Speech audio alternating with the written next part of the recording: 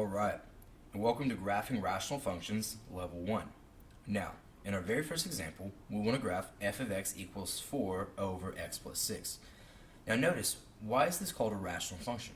It's called a rational function because we see that our x is in the denominator of our fraction. Also notice that on top there is no x, and bottom there is an x to the power of 1. So we have no x versus x to the power of 1. We're actually going to call this bottom heavy. And you might want to write this down. It is called bottom heavy because there's an x with a higher power on the bottom than there is on the top. That's going to be very important. And the reason it'll be important is because whenever we have a rational function that's bottom heavy, we can always assume that the horizontal asymptote, the HA, is going to be equal to 0. Now you might be asking, what is the horizontal asymptote? Don't worry, we're about to cover that. So what I want you to do is, for your notes, I want you to go ahead and draw yourself an XY axis, because we know our ultimate goal is we want to be able to graph these things. And we said our horizontal asymptote is set equal to 0. So I want you to take your pen or pencil, and you're going to draw a very bold dotted line through the center there. And in fact, let me even use a different color just so this really stands out. Okay, so I'll use red, and this will be our horizontal asymptote. Now, rational functions will always have at least two types of asymptotes. They'll have their horizontal asymptote, and they'll have their vertical asymptote. So how are we going to find the vertical asymptote? Well, it all comes down to the denominator. Here we see x plus 6.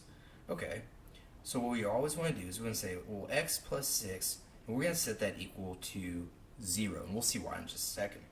So x plus 6 equals 0. How do you get x by itself? What do?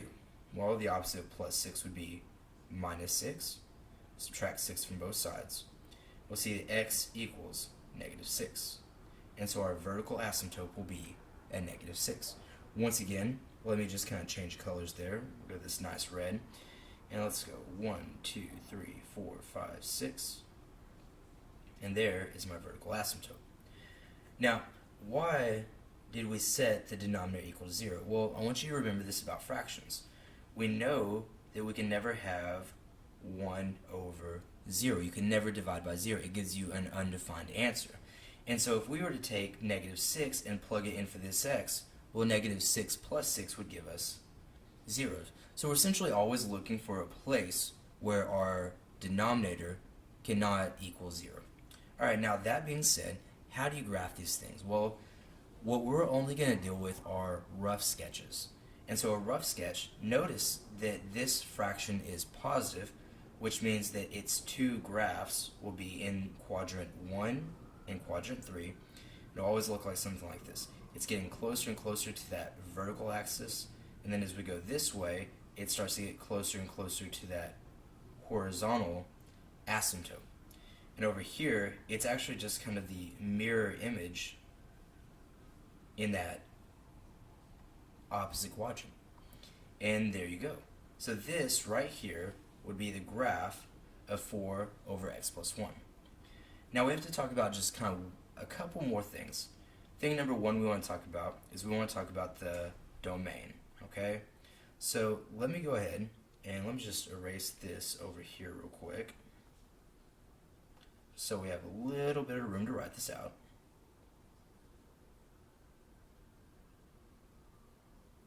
Yeah, good enough. Okay, so we'll go here, and let's see, our domain.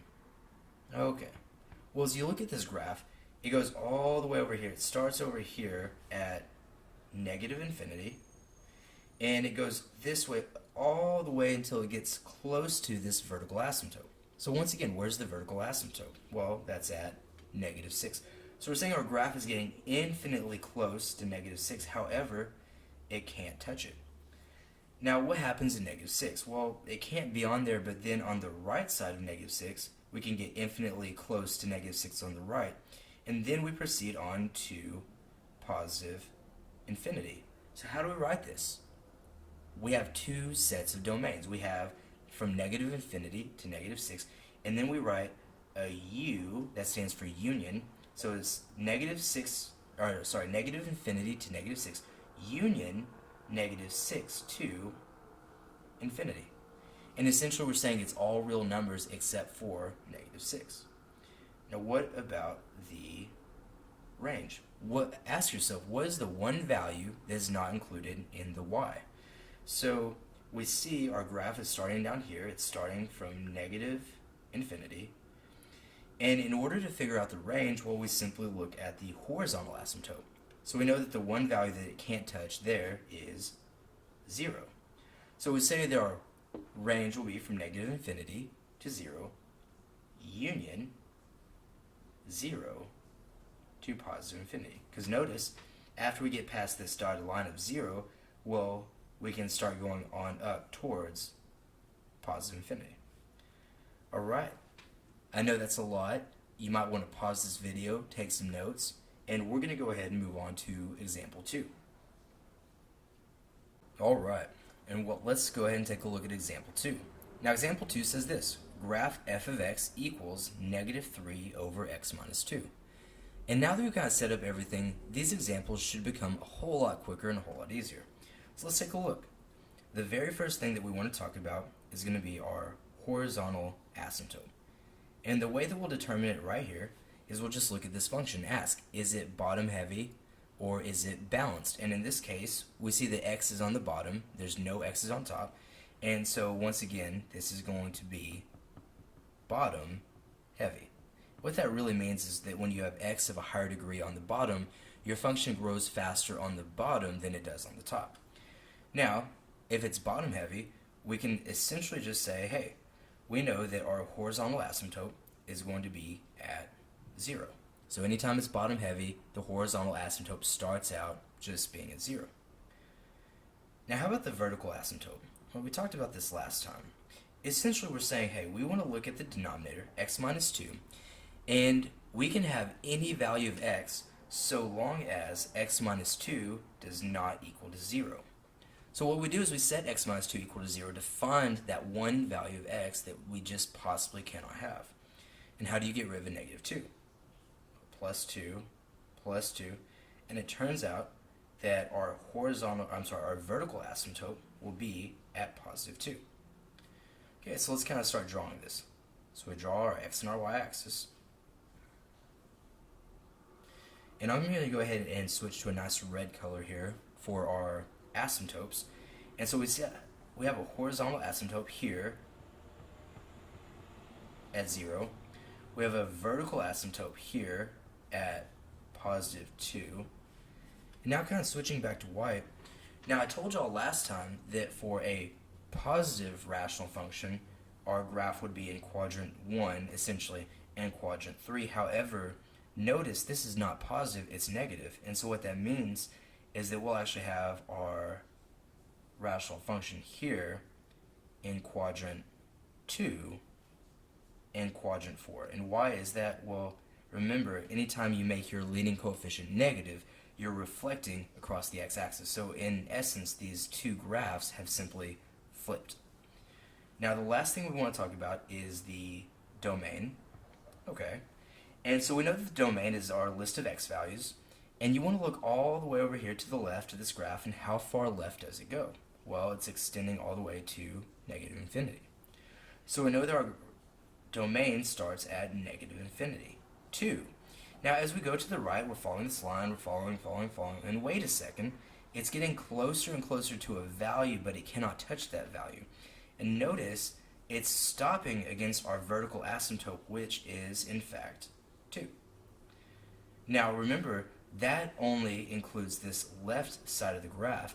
So if we want to find the right side of the graph, we would write union, and we just pick up right where we left off on the other side of 2, going all the way to, well, how far to the right is it going?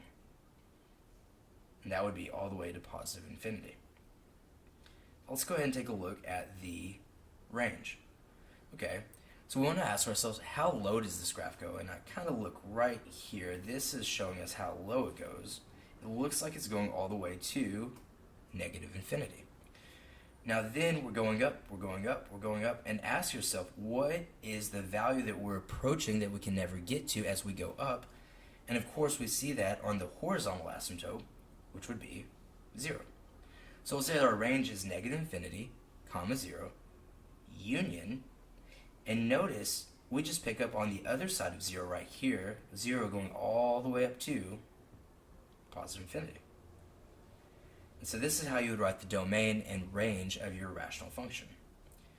Now, I typically only do 2 examples per video, but we have one more special case that we have to look at. So make sure that you go ahead and watch example 3, otherwise you're going to be a little bit confused. Okay, here we are in example 3, and we want to graph f of x equals 4 over x plus 5 minus 3. So let's go ahead and look at a couple things. Thing number 1, is it bottom heavy or is it balanced? And in this case, we have more x's in the denominator, so we know that it's bottom heavy. So ask yourself, what does that tell us about the horizontal asymptote? Well, typically it would tell us that our horizontal asymptote is at 0. However, I want y'all to notice we are now subtracting a constant out to the right. And I want you to think about all the transformations of graphs that we've talked about in the past. Whenever you add or subtract a constant, how does it shift the graph? Well, this negative 3 will actually wind up shifting the whole graph down by 3. And so if it shifts the graph down by 3, well, our horizontal asymptote that originally began at 0 must now be shifted down by 3, which means our horizontal asymptote is now negative 3. So just understand, if you have a bottom heavy function and you are adding or subtracting a constant out to the right, essentially whatever that constant is, that's where you're going to find your horizontal asymptote. So 1, 2, 3, and so we can now see, hey, our graph is actually shifted down. Okay, let's go ahead and take a look at our vertical asymptote. Well, if you will recall, we always want to find out where does the denominator actually equal 0. So I take my denominator, x plus 5, and I set it equal to 0. Well, what is the opposite of plus 5? So we have minus 5, and here we wind up getting x equals negative 5. So it turns out our vertical asymptote is at negative 5. And so let me go ahead and switch back to this nice red. We'll go here, 1, 2, 3, 4, 5, okay? And I draw my vertical asymptote. And notice essentially where these two asymptotes cross, that's where we're always picking our quadrants that our graph is actually in. The next question we ask, is this a positive or negative function? And of course it's positive. And so that means that our two parts of the rational function graph will be in essentially this quadrant 1 and this quadrant 3. Now when you get the hang of these, the domain and range should come pretty easy. Let's go ahead and talk about the domain. We know our domain is our list of all x values, and we see that this is going infinitely to the left. So our domain is negative infinity, comma, and it goes all the way to the right until it hits that one x value we just can't have, negative 5. And we say, okay, our domain is negative 5, comma, negative infinity, comma, negative 5, union, negative 5, infinity. Because once we get to the other side of 5, well, hey, we're just going to continue our way to positive infinity. Okay, let's go ahead and talk about our range. Okay, well, where does this graph start? How low does it go?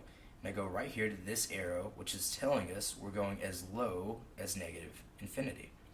And as we go up, up, we are approaching the horizontal asymptote, so we're getting infinitely close to negative 3. However, we can't be at negative 3, so we say negative infinity, comma, negative 3, union, negative 3. So now we're here at negative 3 again on the other side, and we pick up right where we left off, going to positive infinity. Alright, well, I hope these 3 examples have helped you out. These problems will help you out with problems 1 through 5, and I'll see you guys in our level 2 video.